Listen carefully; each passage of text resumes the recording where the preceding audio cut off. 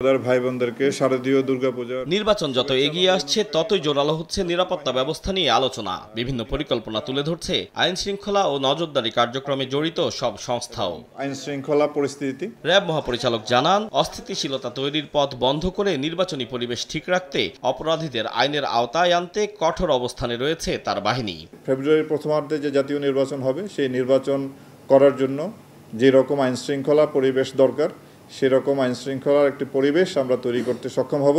এই জন্য আমরা আইন শৃঙ্খলা রক্ষাকারী বাহিনীর সকল সদস্য এবং র্যাব তো অবশ্যই আমরা কাজ করে যাচ্ছি এবং আমরা আশাবাদী যে আমরা এই সময়ের মধ্যে সুন্দর একটি পরিবেশ তৈরি করতে পারব। খাগড়াছড়িতে সংঘবদ্ধ ধর্ষণের অভিযোগ পাওয়ার আধ ঘন্টার মধ্যে মূল অভিযুক্তকে গ্রেফতার করা হলেও কেন অস্থিতিশীল পরিস্থিতি তৈরি করা হলো এই প্রশ্ন তুলে পুলিশ প্রধান বলেন, নির্বাচন সামনে রেখে জল ঘোলা করার চেষ্টা করছে বিভিন্ন মহল।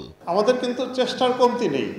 একজনকে অ্যারেস্টও করা হয়েছে, মামলা নেওয়া হয়েছে, ডাক্তারি পরীক্ষা করা হয়েছে, তারপরে কেন এই জিনিসটাকে ফুলিয়ে ফাঁপিয়ে বড় করা হচ্ছে? যারা অস্থিতিশীলতা তৈরি করতে চাচ্ছে তারা এই ছোটোখাটো একটা যে ইস্যু নিয়ে they are trying to blow it up, সম্প্রীতি বিনষ্ট করতে চায়। আলটিমেটলি সমাজ অস্থির হলে সেই গোলটা গিয়ে হবে আলটিমেটলি যে আমাদের একটা শান্তিপূর্ণ ইলেকশন যেন ক্ষতিগ্রস্ত হয়, এটাই হচ্ছে হয়তো গোল।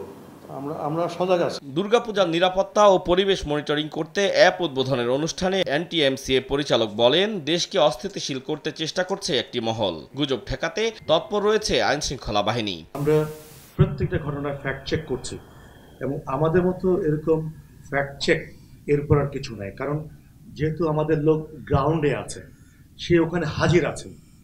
31,576টা পূজা মণ্ডপে আমার লোক ওখানে হাজির আছে।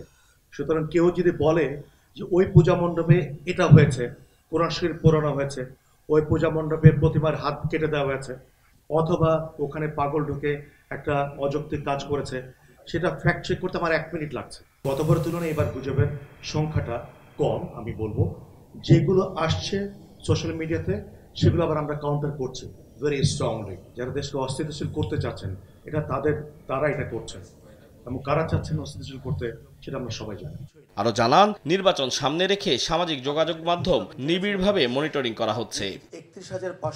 আতাউর কাউসার, সময় সংবাদ, ঢাকা।